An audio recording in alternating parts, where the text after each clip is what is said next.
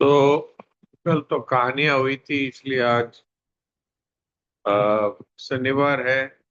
साधक संजीवनी पढ़ेंगे और उससे पहले हम लोग गीता जी का शुद्ध पाठ कर लेते हैं।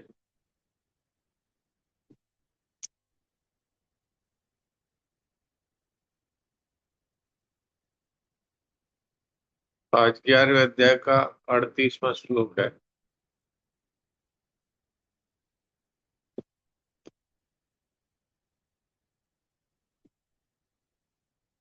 अध्याय 11 श्लोक 38।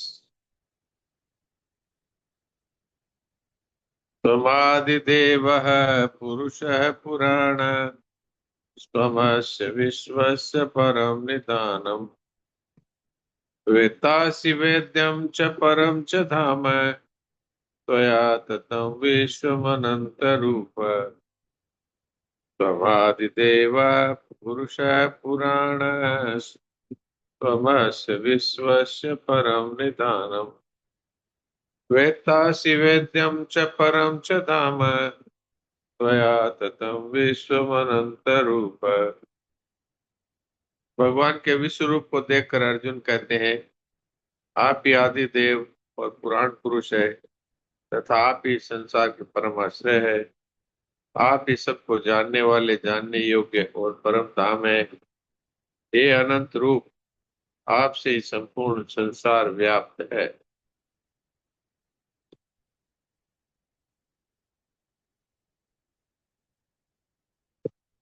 तारा देवी।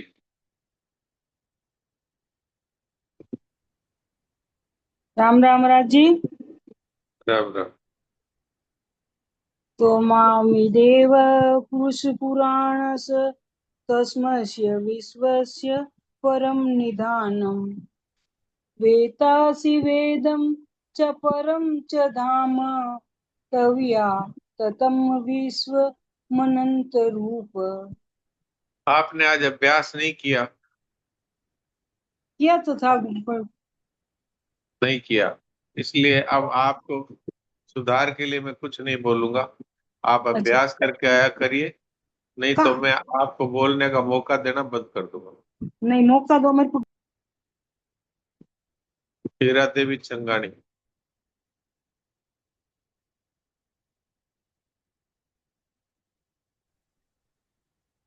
त्वमादिदेव पुरुषपुराणस्त्वमस्य विश्वस्य परं निधानं वेत्तासि वेद्यं च परं च धाम त्वया ततं विश्वमनन्तरूप। बहुत अच्छा।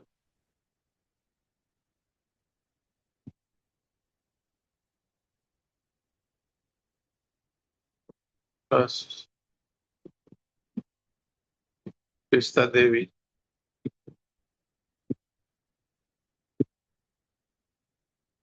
नारायण नारायण जी महाराज जी। आज अरे 37वां श्लोक नहीं था क्या महाराज जी? आज 38वां है, कल बोल लिया था 37वां। अच्छा ठीक है जी, ठीक है, मेरे को दे। नारायण नारायण।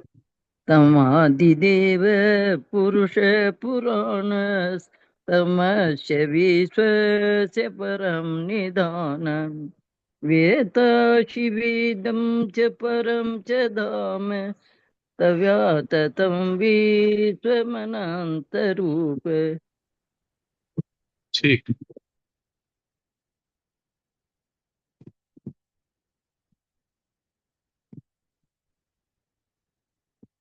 सुनील दास जी। राम राम महाराज जी। राम राम।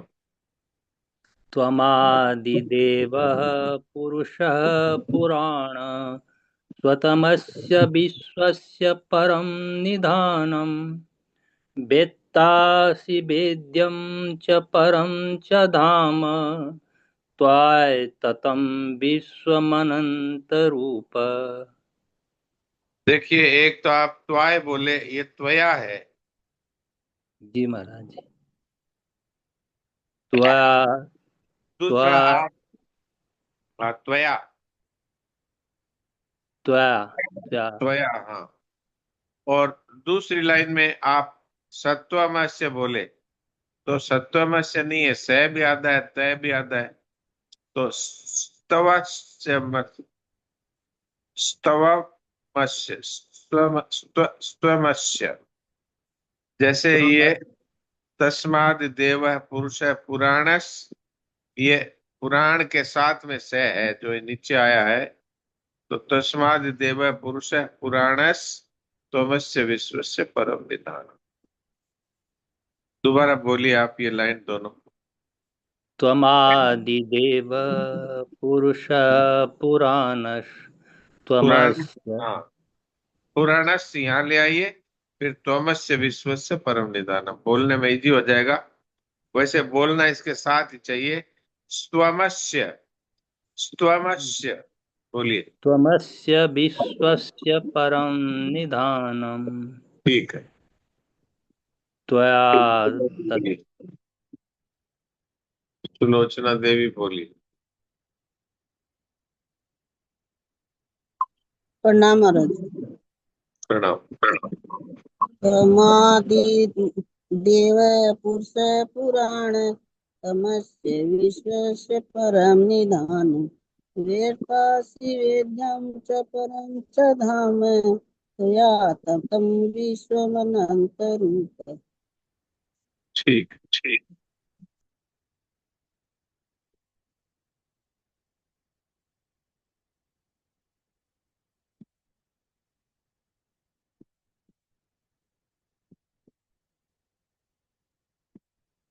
देवकी जी,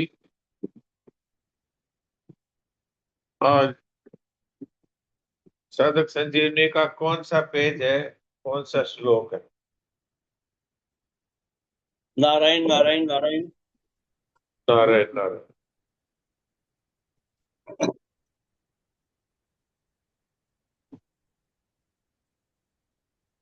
71वां श्लोक है, पेज 160, 160 पेज पर। 160 पेज और 71वां श्लोक। हाँ, बोलिए। विहाय कामान सर्वान कुमा सरसी निष्प्रह निर्ममो निरहंकार से शांति मति गच्छति। जो मनुष्य संपूर्ण कामनाओं का त्याग करके स्पृहा रहित, ममता रहित, अहंता रहित होकर आचरण करता है, वह शांति को प्राप्त होता है।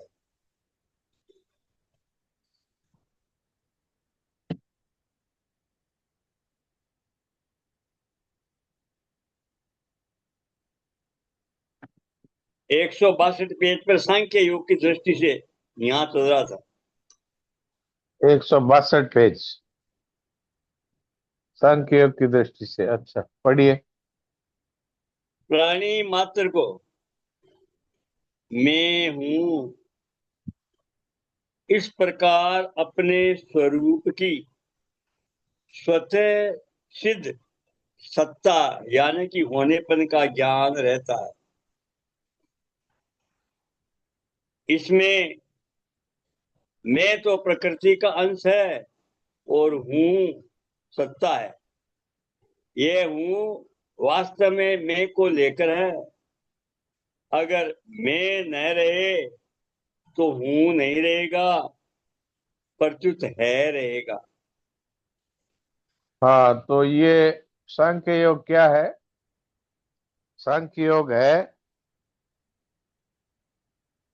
संसार को असत समझ करके और अपने स्वरूप को सत्य जान करके और असत का अभाव है ये समझ करके और अपने स्वरूप में स्थिति का अनुभव करना, ये सांख्य योग है। कर्म योग क्या है? मेरा कुछ नहीं है, मुझे कुछ नहीं चाहिए और मुझे अपने लिए कुछ नहीं करना है। केवल संसार की वस्तु जो मुझे मिली हुई है जो कुछ मिला है सब संसार का है, संसार की सेवा में लगा देना है, तो पीछे स्वरूप का अनुभव रह जाता है। तो ये तीनों दृष्टि से ही अपने अस्तित्व का अनुभव करना। हम तो अपना अस्तित्व मानते हैं शरीर को लेकर, नाम को लेकर, पद को लेकर, जाति को लेकर, वर्ण को लेकर। ये असत है। असत इसलिए है कि न तो शरीर सदा रहता है, न नाम सदा रहता है, न जाति सदा रहती है, न पद सदा रहता है। तो जो सदा नहीं रहता उसको असत कहते हैं। जो उत्पन्न होता है और नष्ट हो जाता है उसको असत कहते हैं। तो एक प्रकार से यूं मान लो कि अंधेरा है और प्रकाश है। अंधेरा असत है, प्रकाश सत है। इस तरह से अंधेरा और प्रकाश दोनों एक साथ मिल नहीं सकते। ऐसे वास्तव में हम और शरीर ये एक नहीं हो सकते कभी भी। मैंने ये बात कही थी बीच में, मुझे ये वीडियो दिख गया, संतोष देवी का ये वीडियो है। ये घूमती रहती है, कुछ काम करती रहती है, काम करते करते सुनती है। ये अच्छी बात है, लेकिन इनको मैंने कहा था जो भी इस तरह से काम करते हुए सत्संग सुनती है अथवा सुनता है, वो अपना वीडियो बंद रखें ताकि दूसरों का ध्यान उस तरफ न जाए। लेकिन इनको शायद समझ में नहीं आया, अभी भी ये नहीं सुन रही है, तो मैं इनका वीडियो अपनी तरफ से बंद कर रहा हूँ। संतोष देवी और मन नारायण नारायण इस तरह से जो है उनके लिए मैं बोल रहा हूँ।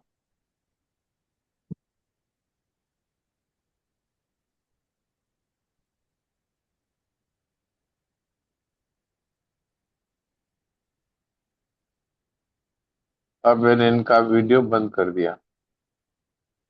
तो सबसे ये हाथ जोड़कर प्रार्थना है कि हाँ, अगर आपका उसी समय कोई काम रहता है फिर भी आपको सत्संग सुनना है, तो आप अपना वीडियो बंद रखें और सत्संग सुनते हुए काम करें, कोई बात नहीं।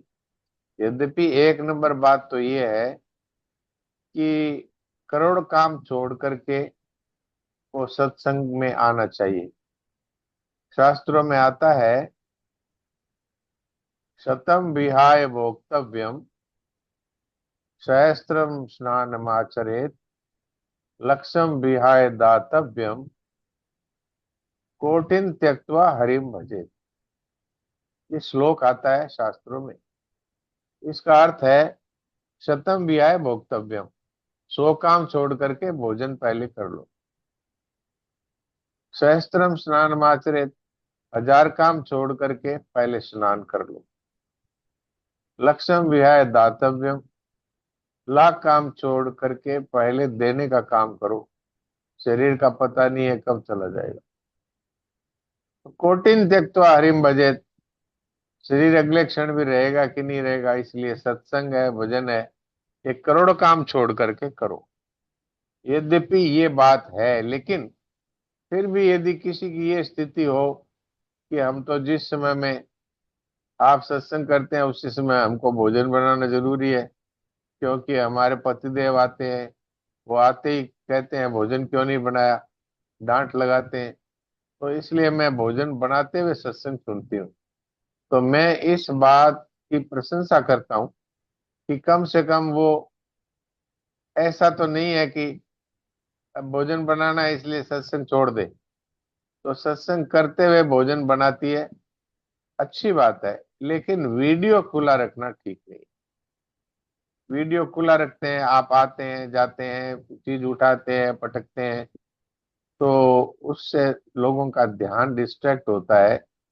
एक नंबर बात है शांत होकर के और हर एक बात के ऊपर ध्यान देते हुए सुने।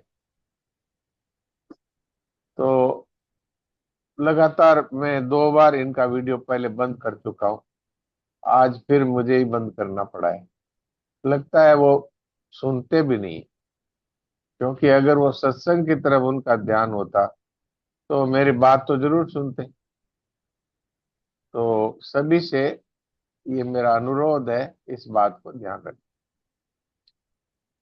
तो मैं ये बात कह रहा था कि किसी भी दृष्टि से, चाहे कर्मयोग की दृष्टि से, चाहे सांख्य योग अर्थात ज्ञान योग की दृष्टि से, चाहे भक्ति योग की दृष्टि से, मैं और मेरा मिटने से मनुष्य का कल्याण होता है। तो यहाँ सांख्य योग की दृष्टि से कह रहे हैं कि हर व्यक्ति को, हर जीव को अपने अस्तित्व का बोध बिना कोई परिश्रम किए होता है। अब आपसे पूछा जाए कि आप हैं कि नहीं, तो आप कहेंगे ये कैसा प्रश्न है, मैं तो हूं ही। पर भूल ये है कि हम अपना परिचय भी ठीक से जानते नहीं। हम अपना परिचय, कोई पूछता है तो परिचय देते हैं, नाम, जाति, पद, और साथ साथ में बिना पूछे ही कई लोग तो मेरे इतनी दुकानें हैं, इतनी फैक्ट्रियां हैं, ये भी बता देते हैं। ये हमारा वास्तविक परिचय नहीं है। सनानंद जी महाराज से किसी ने पूछा और प्रार्थना करी, महाराज हम आपकी जीवनी लिखना चाहते हैं। तो सनानंद जी महाराज ने कहा कि हाँ लिखो। तो वो व्यक्ति एक रजिस्टर और कलम लेके सामने बैठ गया। सनानंद जी महाराज ने कहा हाँ लिखो, दुख का प्रभाव। तो उसने लिखा दुख का प्रभाव, और फिर देखने लगा महाराज जी की तरफ। महाराज जी कुछ बोले ही नहीं। तो उसने कहा महाराज जी जीवनी लिखाइए। बोले ये मेरी पूरी जीवनी है। क्योंकि उनकी 10-11 वर्ष की अवस्था में उनकी आंखें चली गई थी। आंखें चली गई तो उनको इतना दुख हुआ, क्योंकि वो बड़े बुद्धिमान थे और पढ़ने में बड़े तेज थे। अब आंखें चली गई एकदम से, तो दिखना बंद हो गया, तो उनको बड़ा दुख हुआ। तो उन्होंने ये निश्चय किया कि मुझे इसका पता करना चाहिए, क्या ऐसा कोई जीवन है जिसमें दुख ना हो। तो उन्होंने जो जो भी उस टाइम में संत महात्मा थे वहां जाते और वो पूछते कि कोई ऐसा जीवन है जो दुख रहित हो। तो एक संत ने कहा हाँ ऐसा जीवन है, तो मुझे वो जीवन चाहिए। तो उन्होंने कहा राम राम करो। अब इनके शरणानंद जी महाराज के पिताजी थे आर्य समाजी। तो इन्होंने आर्य समाज के लेक्चर सुने हुए थे, तो ये बड़े मुंह फटते बचपन में भी। इन्होंने कहा राम राम पे मेरा विश्वास नहीं। तो वो संत नाराज नहीं हुए, वो पहुंचे हुए सिद्ध महापुरुष थे। उन्होंने कहा अच्छा राम राम पर विश्वास नहीं है। बोले नहीं। तो तुम ईश्वर को मानते हो? हाँ ईश्वर को मानता हूं, ईश्वर है। अरे यार फिर क्या है, उसकी शरण हो जाओ। बस वो ऐसे महात्मा थे कि शरण हो जाओ कहा तो उनमें इतनी शक्ति थी कि उनको परमात्मा के शरण में डाल दिया। इतनी उनमें शक्ति थी, सिद्ध पुरुष थे। तो इनका नाम हुआ शरणानंद। और इनके जीवन में सदा के लिए दुख मिट गया। क्यों? जो जाको शरणो लियो ताके ताकी लाज, उल्टे जल मछली चले भयो जात गजराज। मछली है वो प्रवाह के सामने भी चलती है, और उसी प्रवाह में हाथी बह जाता है। क्योंकि हाथी ने जल की शरण नहीं ली, वो अपने ही रोब में रहता है। और मछली ने जल की शरण ले रखी है, तो वो जल उसको नहीं बहाता, बल्कि वो कहीं कहीं तो ऐसा सुना जाता है कि ऊपर से झरना गिरता है, मछली सीधी ऊपर चली जाती है। और ये तो देखा हुआ ही है कि गंगा जी में मछलियां है, वो प्रवाह के अगेंस्ट में अब बड़े आराम से तैरती है। तो जो जाको शरणो लियो ताके ताकी लाज। तो शरणानंद जी महाराज है, उन्होंने भगवान की शरण ले ली और मस्त हो गए। अब मुझे किस बात का डर है? अरे सर्वसमर्थ परमात्मा की मैं शरण में हूं, अब मुझे किस बात का डर और किस बात की आवश्यकता? उनका वचन है खुद का कि मैंने ये विचार किया कि जब आंखें मेरे बिना रह सकती है, तो मैं भी आंखों के बिना बड़े मौज से रह सकता हूं। अब ऐसी बात कोई साधारण दिमाग में थोड़ी आती है। तो स्वामी राम सुखदास जी महाराज के पास में मैं रहता था, तो वो कई बार कहते थे कि शरणानंद जी महाराज है बुद्धि के पहलवान थे। और मैं तो शरणानंद जी महाराज के भी व्यक्तिगत रूप से बातचीत मेरी हुई भी है। और मैं वहां रहा था एक बार उनको, अ, रात में प्रवचन कर रहे थे ऋषिकेश गीता भवन में। तो मैं, वो 1 नंबर गीता भवन में प्रवचन कर रहे थे और मैं 3 नंबर गीता भवन में स्वामी जी महाराज के पास था। तो वो करते करते ही उनको बेहोशी आ गई। तो बेहोशी आ गई तो वहीं लेट गए। वो जो प्रवचन करने वाला पाटा था उसी पे लेट गए। तो अनाउंसमेंट किया गीता भवन वालों ने मेरा नाम लेके कि आप जहां भी हो चले आओ। तो मैं अपना छोटा सा इमरजेंसी बैग है वो लेके और वहां पहुंच गया। तो वहां जाके मैंने देखा शरणानंद जी महाराज का बीपी काफी लो हो गया था। लेकिन मेरे पहुंचते पहुंचते वो लेटने के कारण से उनको फिर होश आ गया। तो मैंने पूछा, महाराज जी कैसा लग रहा है?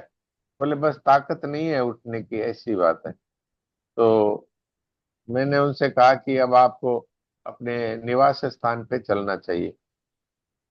तो बोले अच्छा ठीक है। तो वो राम झूला के उस तरफ में डालमिया कोठी थी, उसमें वो डालमिया कोठी या कानपुर कोठी थी, उसमें वो रुका करते थे। तो गंगा किनारे ही है वो। तो बोला अच्छा चलना है वहां? अच्छा हाँ जाना चाहिए, मैंने कहा।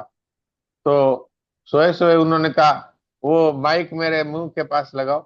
तो सोए सोए माइक उनके मुंह के पास किया। तो उन्होंने एक शेर बोला, खुश रहो अहले वतन हम तो सफर करते हैं, ऐसा बोल के। और उनसे चला नहीं जाता था, शरीर भी भारी था और आर्थराइटिस थी। तो उनके लिए एक वो जैसे पालकी होती है, ऐसी पालकी में वो उनको बिठाते थे और फिर 2 आदमी उसको उठा के चलते थे। तो वो पालकी आ गई और उसमें उनको बिठाया और वो वहां पहुंच गए। तो मैं रात भर उन्हीं के पास रहा, तो उनसे बातें चितें होती रही। उन्होंने मुझे कहा अच्छा भाई ये बताओ कि शरीर कब तक रह सकता है? तो मैंने कहा हो सकता है आज रात में ही चला जाए। तो बोले अच्छा अच्छा ऐसी बात है क्या? हाँ। तो उन्होंने उनके साथ में जैसे एक ये देवकी नंदन जी है, ये तो हमारे साथी हैं।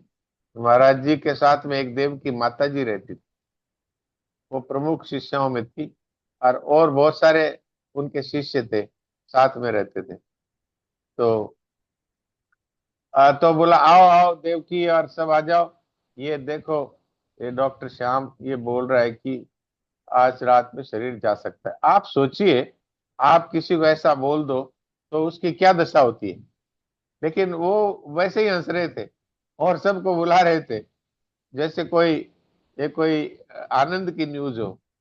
तो मैंने प्रत्यक्ष देखा, वो एकदम आनंद में थे। तो सब आ गए तो बोला "अ, इनका ये कहना है कि रात को शरीर जा सकता है, तो यदि रात में चला जाए तो गंगा जल के 2-3 पीपे सामने से ले आना, गंगा जी से लाके शरीर पे डाल देना और फिर एक कपड़े में इसको बांध के और गंगा जी में डाल देना यहीं पे ही। और यदि रात में शरीर रह जाए तो फिर कल वृंदावन लेके चलना। यदि वृंदावन पहुंच जाए तो वहाँ मानस सेवा संघ आश्रम में और प्रांगण में चिता बना के और सुहा कर देना, यदि वहां शरीर चला जाए तो दोनों में से एक भी बात नहीं हुई, रात में वो ठीक रहे।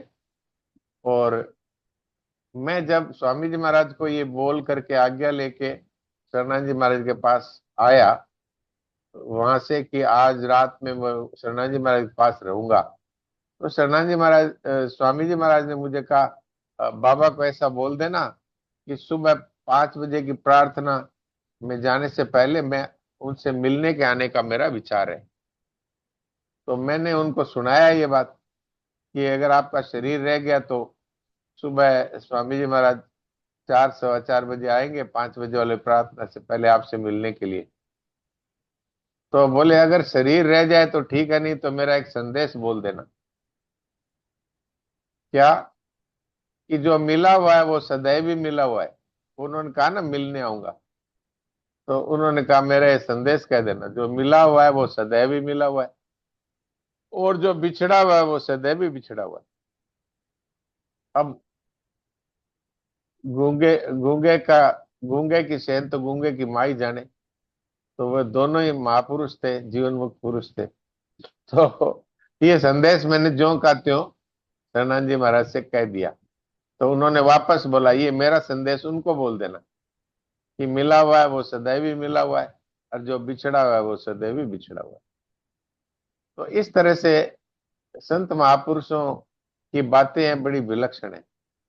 तो अगर हमारे जीवन में भी इस तरह की लगन हो जाए ना कि हमें वो दुख रहित जीवन चाहिए, तो हमारे अस्तित्व को पहचानने में हमारे कोई कठिनता नहीं है, कोई अभ्यास का काम नहीं है। इसमें हमारी जो गलत मान्यता है उस मान्यता को छोड़ना है। हम किसी को अपना मान सकते हैं और किसी को अपना नहीं मान सकते हैं। बीकानेर की भाषा में हाँ भाई आपा भाईला, और फिर किसी बात पर आपस में अनबन हो गई, मन फट गया, जा तू भाईला। तो ये हम जानते हैं कि अपना मानना भी जानते हैं और अपना मान्यता छोड़ना भी जानते हैं। तो करना इतना ही है, संसार की सेवा कर दो, इसके साथ जो भाईलापना है वो तू भाईला कर दो, क्योंकि इसको छोड़ के जाना होगा। तो अगर इसको मेरा मेरा मानते हुए जाएंगे तो रोते हुए जाएंगे और रोते हुए फिर जन्म जाएंगे कहीं ना कहीं कुत्ता बिल्ली के पेट से।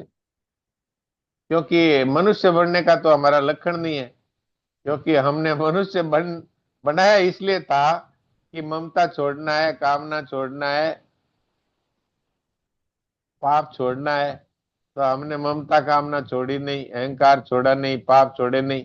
तो भगवान कहते हैं ये मिनक बनाने का लक्षण नहीं है, इसमें वापस इसको कोई शरीर दे दो, क्योंकि क्योंकि ये शरीर को ही मैं मानता है, परिवार को ही मैं मानता है, तो ये इसका शरीर दे दो। तो कर्मों के हिसाब से कुत्ते का शरीर मिला, कुतिया का शरीर मिला, तो परिवार भी मिल जाएगा और शरीर भी मिल जाएगा और वही योनि मिल जाएगी।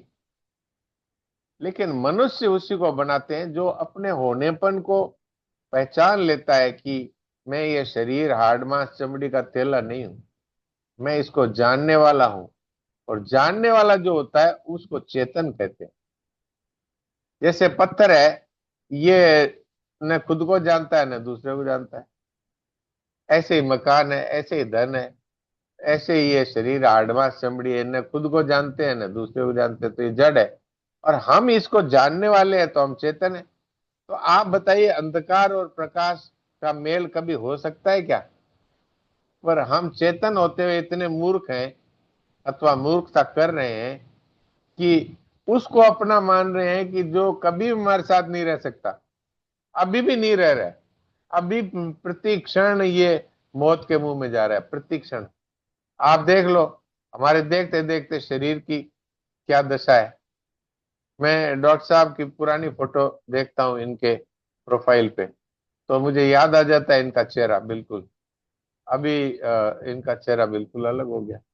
तो शरीर क्या हुआ, शरीर एक जवानी में ऐसा खिला हुआ था और बुढ़ापे में चुर्रियां पड़ गई और पहचानना मुश्किल हो गया।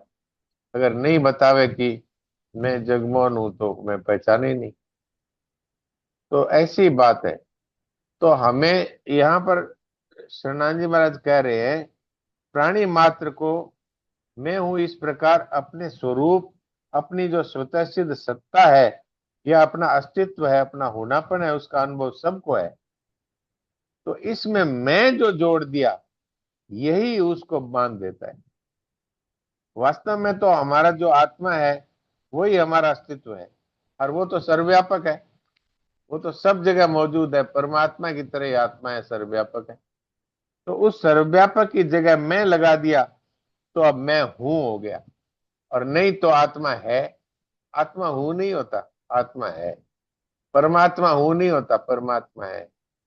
तो आप हो तो परमात्मा के साक्षात अंश और परमात्मा के ही स्वरूप हो, सच्चिदानंद। लेकिन अपने को मान लिया कि ये शरीर में हूं, इसलिए हमारा ये पतन हो गया। अगर हमारे मैं मिट जाए तो आत्म स्वरूप है स्वरूप ही रहेगा। और ये नई संसार है, इस नई से हमारा कोई संबंध नहीं है। इसकी तो सेवा कर दो, सदुपयोग कर दो, वस्तुओं का सदुपयोग कर दो और व्यक्तियों की सेवा कर दो। हाँ जी, आगे वाला पैरा पढ़ दो। मैं हूं, तू है, यह है और वह है। ये चारों व्यक्ति और देश काल को लेकर है। अगर इन चारों को अर्थात व्यक्ति और देश काल को न पकड़े तो केवल है ही रहेगा। है में स्थिति रहेगी। है में स्थिति होने से सांख्य योगी अहंता ममता से रहित हो जाता है। ये बात है। अब अहंकार और ममता छोड़ने की बात कहते हैं तो हमारे कई साधक भाई बहन कहते हैं ये तो बहुत कठिन है। लेकिन सच्ची बात यह है कि ये केवल हमारी मूर्खता से ही हमने शरीर को मैं माना है। अब आप सोचिए, जिसको हम ये कहते हैं उसको मैं कहना, ये हमारे ज्ञान से सिद्ध है क्या? मैं कहता हूं ये कुर्सी, और फिर थोड़ी देर बाद मैं कहूं मैं कुर्सी, तो लोग कहेंगे इसको मेंटल हॉस्पिटल ले चलो। लेकिन यही तो हम कर रहे हैं। ये हाथ, ये पांव, ये नाक, ये कान, ये हड्डी, ये मांस, सब मिला के यही मैं। अरे अभी इनको ये कह रहे हो, अब इसी को मैं कह रहे हो। तो वास्तव में मैं हूं, तू है, ये है, वह है, इन सब में है लगा हुआ है। लेकिन मैं के साथ हूं है। तो ये हूं है, ये मैं के कारण है। अगर हम देखें तो संसार में सब चीजों के साथ है लगता है। देखिए आप, लकड़ी है, जल गई, कोयला है, फिर कोयला भी और जला दिया तो राख है, राख है, वो मिट्टी बन गई तो मिट्टी है। यानी है ही सब जगह व्याप्त है। खाली है मनुष्य है ये कहता है मैं हूं। तो इसलिए इसको कह तू फिर मर, तू है तो। क्योंकि अगर तू शरीर ही है तो फिर मरना ही पड़ेगा तेरे को। तो समय पूरा हो रहा है, इसलिए सबसे क्षमा चाहता हूँ। सभी लोग थोड़ी देर के लिए शांत हो जाएं और इन बातों पर थोड़ा मनन करें। तो ये ज्ञान कठिन नहीं है, पर हमारे लगन नहीं है इसको समझने की, इसलिए कठिन मानते हैं।